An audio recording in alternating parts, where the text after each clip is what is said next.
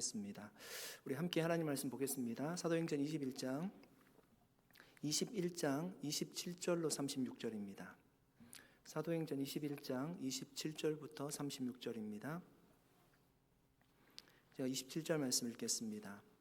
그 이래가 거의 참에 아시아로부터 온 유대인들이 성전에서 바울을 보고 모든 무리를 충동하여 그를 붙들고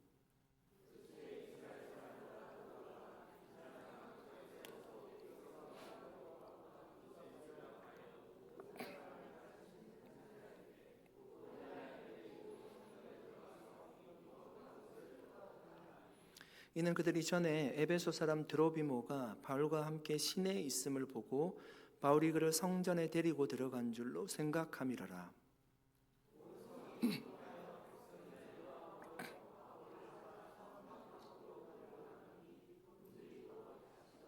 그들이 그를 죽이려 할 때에 온 이스라엘이 요란하다는 소문이 군대 천부장에게 들리매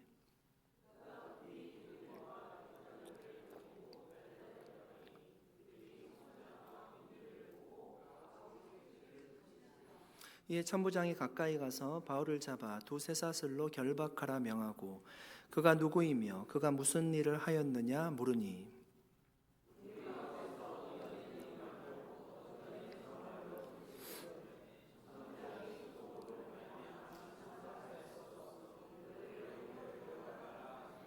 바울이 층대에 이를 때에 무리의 폭행으로 말미암아 군사들에게 들려가니 이는 백성의 무리가 그를 없이 하자고 외치며 따라가미러라. 아멘. 유대 그리스도인들은 바울을 오해했었습니다. 바울이 율법을 지키지 않고 할례도 받지 못하게 하는 자라고 생각했습니다.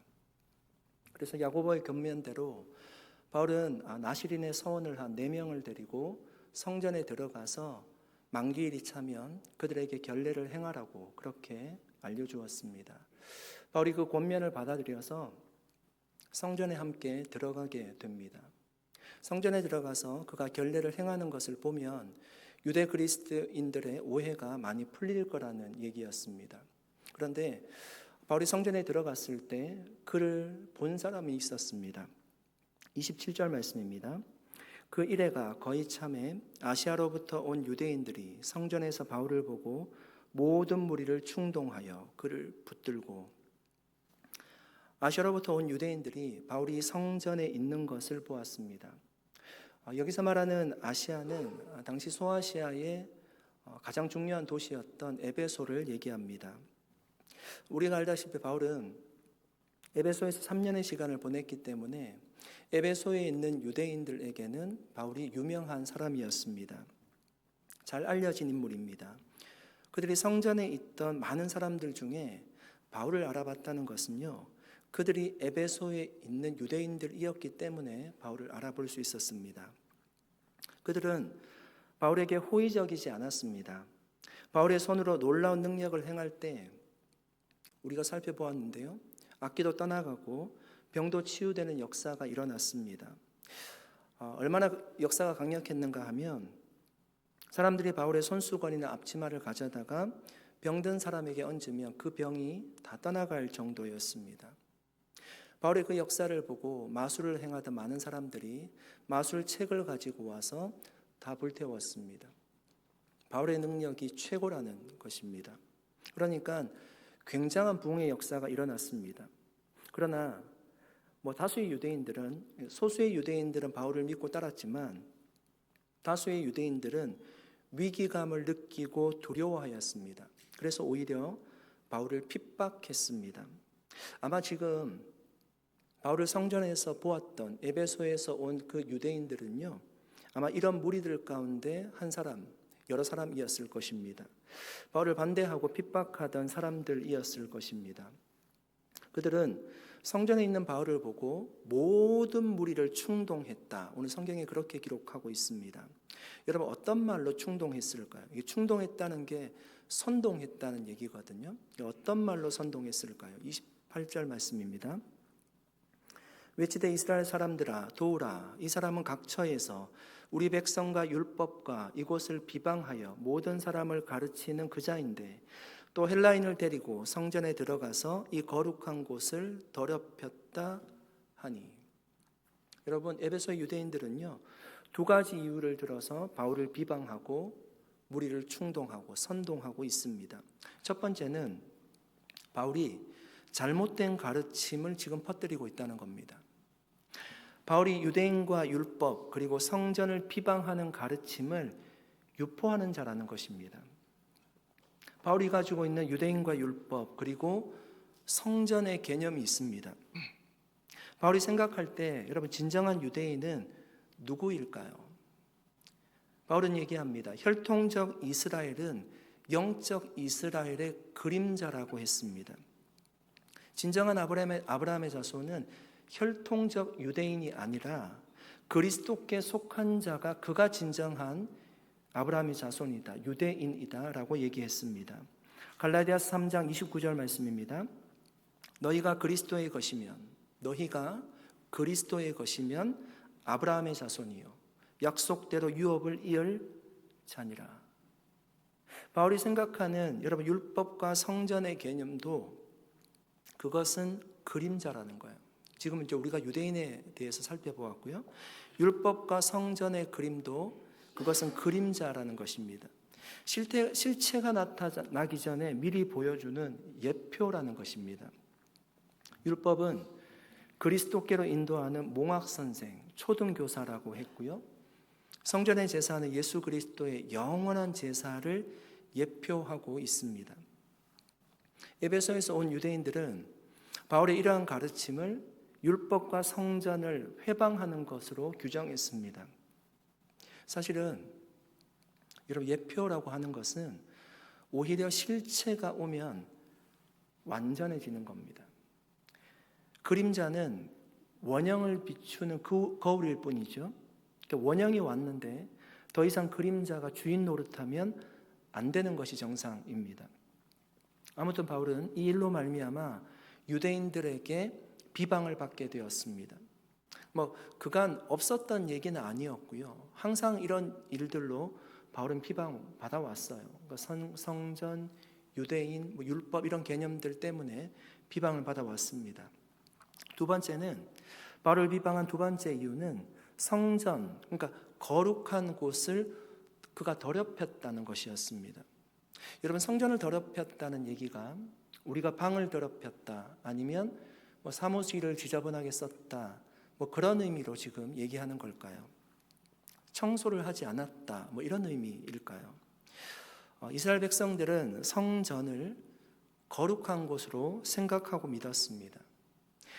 그 성전에는요, 유대인만 들어와서 제사를 드릴 수 있었습니다. 그런데 바울이 헬라인을 데리고 성전에 들어가서요, 성전을 더럽혔다는 겁니다. 그러니까 거룩한 장소인 성전에 헬라인을 데리고 들어가서 자신들이 생각하는 그 거룩한 장소가 많은 사람들이 드나들게 되는 평범한 장소가 되어버렸다는 것입니다. 그러니까 이런 의미죠. 그러니까 딱 유대인들이 들어가야지만 그 공간은 거룩한 곳인데 이방인들을 데리고 들어와서 그 공간 자체가 이제는 그냥 일반적인 공간이 되었다는 의미예요. 일반 사람들이 거하는 집들과 같이 별반 다르지 않게 되었다는 의미입니다. 원래 여러분, 이방인들이 들어갈 수 있는 성전의 뜰이 있었어요. 그러니까 제가 오해하지 않게 설명을 드리기 위해서 정확하게 얘기하면 성전 안에 있는 뜰이 아니라 성전 바깥에 있는 뜰이에요. 이방인의 뜰이라고 하는 것이 성전에 들어가서 성전 안에 문을 열고 들어가서 있는 뜰이 아니라 성전 바깥에 있는 뜰이에요. 그런데 만약 이방인이 성전 바깥이 아니라 성전의 안뜰로 들어오면 죽음을 면치 못했습니다. 그래서 이방인이 부지중이라도 성전의 안뜰로 들어가지 못하도록 안쪽 경내에 이르는 계단 부근에 돌로 된 칸막용 벽을 만들었어요. 벽을 쌓아두고요, 그곳에 이제 글을 적어두었습니다. 헬라어와 라틴어로 경고문이 붙어 있었다고 합니다. 그러니까 유대인들은 히브리어를 사용했잖아요. 그 언어로는 쓸 필요가 없는 거죠. 유대인들 들어갈 수 있었기 때문에 라틴어와 헬라어로 벽을 만들어 두고요. 경고문이 붙어 있었다고 합니다. 이런 경고문입니다. 외국인은 성전과 그 경내를 둘러싼 울타리 안으로 들어갈 수 없다. 울타리 안으로 침입하다가 적발되어 사형을 당하는 자는 자신의 죽음에 대하여 스스로를 원망할 수밖에 없다. 여러분, 굉장히 무시무시한 경고문입니다. 유대인들이 이방인을 지금 어떻게 생각하는지를 알 수 있습니다. 죽인다라고 해요. 성전에 들어가는 것을 보면 죽인다라고 하죠. 그러니까 이 기준으로 볼 때 바울이 지금 이방인을 성전의 안뜰로 데리고 왔다는 것은 정말 중대한 죄를 범한 것입니다. 그러나 바울은 헬라인을 데리고 성전에 들어가지 않았습니다. 그러니까 그들의 추측으로 그렇게 생각하고 단정했던 것입니다. 29절 말씀입니다. 이는 그들이 전에 에베소 사람 드로비모가 바울과 함께 시내에 있음을 보고 바울이 그를 성전에 데리고 들어간 줄로 생각함이로라. 그러니까 여러분, 아시아에서 온 그 유대인들이요, 그러니까 에베소에서 온 그 유대인들이 바울의 성전에 데리고 들어갔다라고 생각한 사람이 누구였는가 하면 에베소 사람 드로비모라는 사람이었습니다. 그러니까 유대인들은 드로비모가 같은 에베소 사람이니까 바로 그를 알아볼 수 있었을 것입니다. 바울이 그 드로비모와 같이 시내에 있는 것을 그들이 보았어요. 그런데 그들은 바울이 그 드로비모를 데리고 성전에 들어갔다라고 생각한 겁니다. 그러니까 본관은 시내에 있는 것 같이 대화하는 것을 보았는데 데리고 들어간 것은 성전에 들어갔다라고 생각한 겁니다. 바울은 드로비모를 데리고 들어간 것이 아니라 우리가 알다시피 우리가 말씀을 보았듯이 나실인으로 서원한 네 사람을 데리고 성전에 들어갔습니다. 여러분 보십시오. 우리의 생각이라고 하는 것이요, 정말 무섭습니다. 생각이 한 사람의 인생을 완전히 망칠 수 있습니다. 그가 쌓아온 모든 명성을 잃어버리게 만들 수도 있습니다. 아시아에서 온 유대인들은 그 생각으로 바울을 지금 죽이려고 하고 있어요. 30절에 성전 밖으로 끌어냈습니다. 31절 말씀 보실게요. 31절입니다. 그들이 그를 죽이려 할 때에 온 예루살렘이 요란하다는 소문이 군대의 천부장에게 들리매. 뭐라고 얘기하죠? 그들이 그를 죽이려 할 때, 그러니까 바울을 죽이려고 했어요. 잘못된 생각이, 성전에 헬라인을 데리고 들어갔다라고 하는 그 잘못된 생각이, 잘못된 편견이 한 사람을 죽일 죄인으로 만들어 버렸습니다. 여러분, 스데반이 돌에 맞아서 죽었습니다. 유대인들은 스데반의 설교를 들으면서 그가 모세와 하나님을 모독했다라고 생각했습니다. 그러나 그렇지 않았어요. 그러니까 유대인의 잘못된 생각이 스데반도 죽게 만든 것입니다. 바리새인과 대제사장이 예수님을 하나님의 아들로 인정하지 않았습니다. 자신들의 권위에 그 예수란 사람이 위협이 되니까 예수를 죽이고자 했어요. 그러니까요, 여러분, 이 잘못된 생각이라고 하는 것이 사람을 죽이는 것을 우습게 생각하게 됩니다. 19세기에 런던에서 발생한 콜레라로 인해서 많은 사람들이 사망했습니다. 그 당시 많은 사람들은 그 질병의 원인을 악취나 더러운 공기로 생각했어요. 그래서 질병의 예방을 위해서 공기를 깨끗하게 하면 콜레라가 잠잠해질 거라고 생각했습니다. 그런데 콜레라가 잠잠해지지 않았습니다. 존 스노우라는 의사가 그가 생각할 때는 콜레라가 오염된 물을 통해서 전염된다는 가설을 세우고요, 과학적으로 증명하기 시작했습니다. 콜레라 환자들이 사는 집 위치를 지도에 표시를 하고 그들이 사용하는 물 공급원을 추적했습니다. 대부분의 환자들이 같은 펌프에서 물을 공급받고 있었다는 것을 발견했습니다. 스노우는 지역 당국에 그 펌프를 제거할 것을 요청했습니다. 펌프 사용이 중단된 후에 콜레라 발생률이 급격히 감소했다고 합니다. 사랑하는 여러분, 우리가 잘못된 편견과 생각에 사로잡혀 있으면 큰 피해를 초래할 수 있습니다. 바울을 죽일 사람으로 만들어버리는 겁니다. 시편 19편 14절 말씀입니다. 시편 19편 14절 말씀입니다. 나의 반석이시요 나의 구속자이신 여호와여, 내 입의 말과 마음의 묵상이 주님 앞에 연락되기를 원하나이다. 여러분, 우리가 가진 잘못된 생각을 하지 않기 위해서요, 어떤 생각을 하려고 노력해야 될까요? 어떤 생각을 가지려고 해야 될까요? 지금 우리의 머리에 떠오르는, 여러분 머리에 떠오르는 생각이 주님 앞에 연락될 만한 생각인지를 여러분 한번 묵상해 보십시오.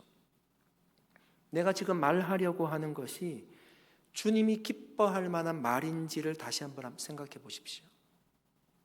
이번에 우리가 특세를 하면서 말에 대한 부분을 김기현 목사님께서 말씀을 전해 주셨는데, 내가 지금 말하려고 하는 것이 하나님께 올라간다라고 생각을 하고 한번 묵상해 보십시오. 하루에도 우리는 수만 가지 생각을 하며 살아갑니다.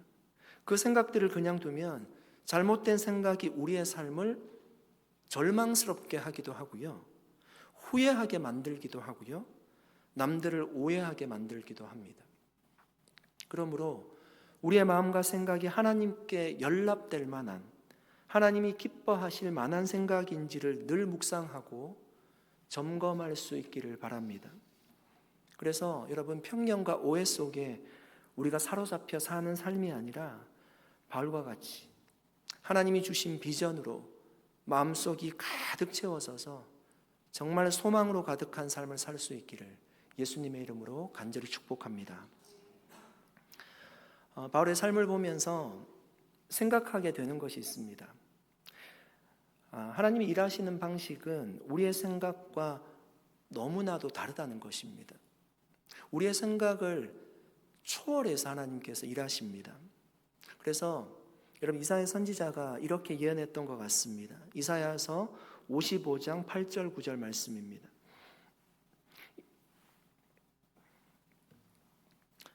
이는 내 생각이 너희의 생각과 다르며 내 길은 너희의 길과 다름이니라. 여호와의 말씀이니라. 이는 하늘이 땅보다 높음같이 내 길은 너희의 길보다 높으며 내 생각은 너희의 생각보다 높음이니라. 아이들과 대화를 해보면 가끔 느낄 때가 있습니다. 아이들의 생각이 맞다라고 생각할 때가 있습니다. 아이들은요, 보이는 것 그대로 판단합니다. 그때 제가 느끼는 감정이 뭔가 하면 제 판단이 너무 오염되어 있다는 것을 생각하게 됩니다. 그러니까 너무 많은 경우의 수를 생각하고 아이들과 대화를 하다 보면 대화가 안 됩니다. 그런데 어떤 면에서는요, 부모가 하는 이야기를 아무리 아이들에게 이해시키려고 해도 그 뜻이 잘 전달이 되지 않을 때가 있습니다. 왜 그럴까요? 생각이 차이예요. 너무 많이 다르기 때문입니다. 빈 도화지에 그림을 그리면 어떤 그림도 그릴 수가 있습니다. 그러나 그림이 이미 그려져 있는 도화지에 그림을 그리다 보면 내가 원하는 그림을 그릴 수가 없어요. 그림을 수정만 할 뿐입니다. 그림을 새롭게 그릴 수가 없습니다. 빈 도화지가 아니기 때문이에요. 이미 그려져 있는 그림이 있기 때문입니다. 여러분, 아이들은 빈 도화지가 아닙니다. 아이들의 생각이 있어요. 자기의 생각이 있습니다. 그래서 우리가 설명을 아무리 잘 해도요, 받아들이지 못하는 부분이 있다는 것입니다. 여러분, 하나님이 우리에게 행하시는 일이 그렇습니다.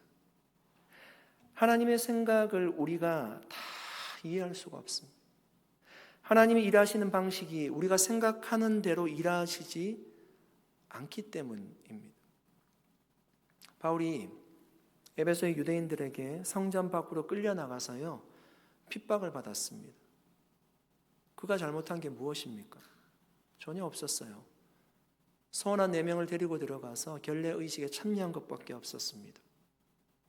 그들은 바울을 죽이려고 했습니다. 성전에 4사람의 선한 사람을 데리고 들어가서 유대 그리스도인들의 오해를 풀려고 했는데 예상하지도 못한 핍박을 받고 죽을 지경에 놓이게 된 것입니다. 여러분, 우리의 인생에도 좋은 기대를 했지만 예상하지 못하는 일들이요 얼마나 많이 발생합니까? 요셉이 들판에 형들이 일하러 있는지 아버지가 보라고 해서 보러 갔다가 미디안 상인의 손에 팔려서 애굽으로 팔려가게 됩니다. 정말 예상치 못한 일이었습니다. 아브라함이 100세의 아들을 얻었어요. 하나님께서 독자 이삭을 주셨습니다. 그 아들을 보고요 얼마나 기뻤을까요? 아마 아브라함은 생각했을 겁니다. 하나님이 약속하셨는데 하늘의 별과 같이 땅의 모래알과 같이 많은 자손을 주신다라고 말씀했는데 이 자손을 통해서 그런 복을 주실 거다라고 생각했을 것입니다. 그런데 하나님이 갑자기 그 아들 제물로 바치라고 얘기합니다. 그런 날벼락이 어디 있습니까? 모세는 자신의 민족이 핍박받는 것을 보고요 그 애굽의 병사를 쳐 죽였습니다. 착한 일을 한 거예요. 구원자로서 그 일을 한 것입니다. 그런데 그 일 때문에 그는 광야에서 40년을 배회를 해야 했습니다. 도망쳐야 했습니다. 애굽의 왕자에서 도망자가 되었습니다. 흉년을 피해서 살기 위해서 모압 땅으로 간 나오미 가정을 생각해 보십시오. 모압 땅으로 내려갈 때 모압 땅에 내려가면 모든 것이 잘 될 줄 알았습니다. 그런데 그 땅에 내려가니까 남편도 죽고 두 아들도 죽었습니다. 정말 예상하지 못한 일이었을 겁니다. 다 좋은 기대를 가지고 했던 일들인데 어려운 일을 겪었던 사연을 얘기했습니다. 여러분, 우리도 이런 사연이 정말 참 많습니다. 아메리칸 드림을 꿈꾸고 미국에 도착을 했는데 정착하지 못하고요 빈털터리로 한국에 돌아가신 분들이 많이 있습니다.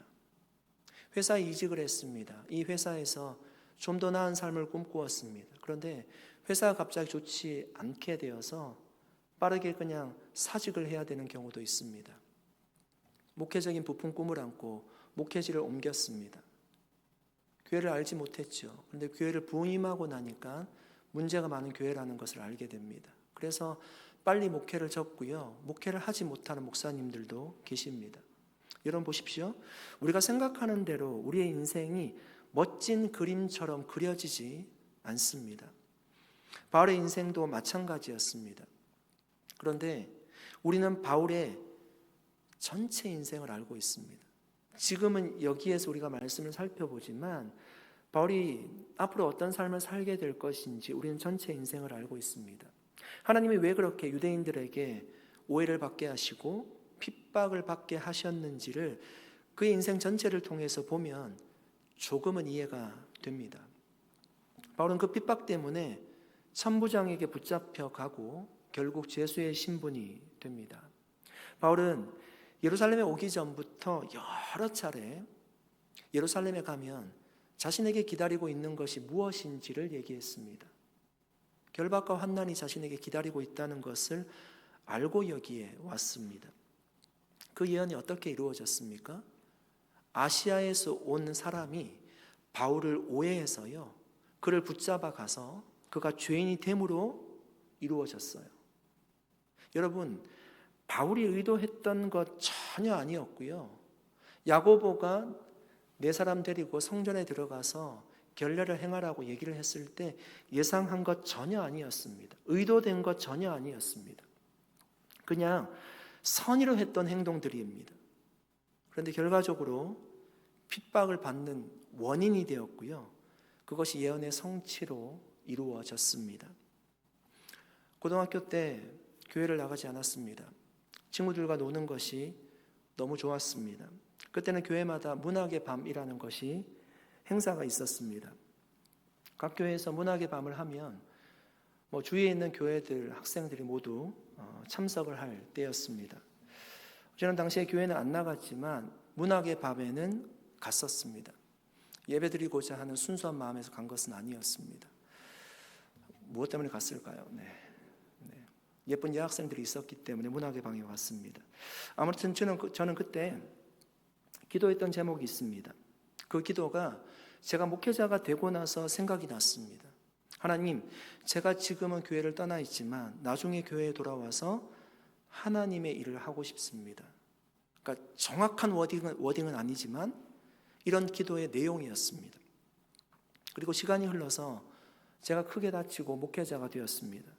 이 사건은 여러분 제가 의도한 것이 전혀 아니었습니다. 자기 몸을 일부러 다쳐서요 목회자가 되려고 하는 사람이 어디 있겠습니까? 그것도 수술을 여러 차례 받고 3년 동안 병원 생활을 하면서 그렇게 목회자가 되려고 생각하는 사람이 과연 누가 있겠습니까? 사랑하는 여러분, 하나님이 일하시는 방식은 우리의 생각과는 정말 다를 때가 많습니다. 바로 유대인들에게 핍박을 받게 되어서 죄수의 신분이 되었고 결국 그 죄수의 신분 때문에 그의 꿈이었던 로마에 가서 복음을 전할 수 있게 되었습니다. 이것이 하나님이 일하시는 방식이었습니다. 로마서 8장 28절 말씀입니다. 우리가 알거니와 하나님을 사랑하는 자, 곧 그의 뜻대로 부르심을 입은 자들에게는 모든 것이 합력하여 선을 이루느니라. 사랑하는 여러분, 하나님은 합력하여 선을 이루시는 분이신 줄로 믿습니다. 선을 이루는 그 과정은요, 우리가 이해하기 어려운 부분도 없지 않지만 우리가 정말 믿어야 될 것은 하나님은 반드시 선하게 역사하신다는 것입니다. 사랑하는 여러분, 지금 이해할 수 없는 일을 겪고 계십니까? 올해 우리는 그런 일을 겪을 수도 있습니다. 그때마다 여러분 이 말씀을 기억하시기 바랍니다. 모함과 편견 속에서도 주님의 선한 역사는 이루어집니다. 주님은 합력하여 선을 이루게 하실 겁니다. 그러므로 여러분 어려운 일을 만날 때도 정말 예상하지 못한 일을 만날 때도 절망하거나 좌절하지 말고 잠잠히 주님의 일하심을 기대할 수 있기를 바랍니다. 여러분 저는 지금 제 인생 정말 후회하지 않습니다. 이래 다쳤다는 것은 저에게 정말 아픈 거고 다시 생각하기 싫은 과거이지만 정말 이것이 아니었다라면 저는 이 자리에 설 수 없었던 사람입니다. 그 과정을 우리가 이해할 수 없을지 몰라도 반드시 하나님은 선하게 역사하십니다. 여러분 기도하며 어려운 일이 있을 때 그 어려운 시간을 잘 버텨내면 나중에 그 일이 해석이 되어질 겁니다.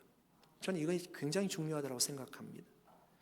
문학의 밤에서 드린 기도가 이해가 되듯이 우리의 인생의 질문들도 해석이 될 것입니다. 제가 문학의 밤에 예배드리러 가지 않았다고요. 너무 노골적으로 얘기하면 그렇지만 여학생 캠프로 갔는데 그때 드린 기도가 하나님이 작은 신음에도 응답을 하신다고 하잖아요. 나중에 제가 다치고 생각을 해보면 그 기도까지도 하나님 받으시나라고 생각을 할 정도로 나중에 우리가 어떤 사건들을 해석할 능력이 생기게 됩니다.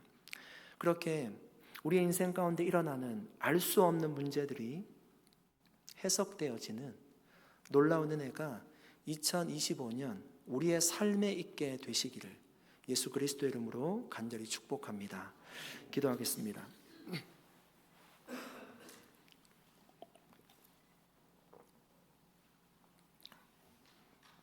살아계신 하나님, 감사드립니다. 오늘도 바울의 삶에서 일어났던 바울이 겪었던 사건들을 통하여서 하나님이 왜 그렇게 역사하셔야만 했는지를 다시 한번 돌아보게 됩니다. 바울이 의도했던 것도 아니었고 야고보가 의도했던 것도 아니었지만 바울은 결박과 환난이 기다리는 그곳에서 예언의 성취를 이루었습니다. 또한 죄수의 신분으로 바울이 꿈꾸었던 로마에 들어가서 복음을 전하는 사도가 되었습니다. 하나님, 우리의 인생에도 우리가 지금은 해석할 수 없는 예상하지 못한 일이 우리에게 닥칠 수 있지만 시간이 지나서 이때를 돌아보게 하여 주시고 해석할 수 있는 능력을 허락하여 주시옵시고 하나님이 내 인생 가운데 얼마나 적절하게 정확하게 역사하셨는지를 고백하는 믿음의 사람들이 다 되어질 수 있도록 은혜를 베풀어 주시옵소서. 하나님께서 합력하여 선을 이루시는 하나님이심을 믿고 우리가 때로는 좋지 않은 일 가운데, 때로는 절망스러운 일 가운데도 포기하지 않고 기도하며 기대하며 그 시간을 이겨내는 저희 모두가 되게 하여 주시옵소서. 감사드리옵고 예수님의 이름으로 기도드리옵나이다. 아멘. 함께 기도하겠습니다.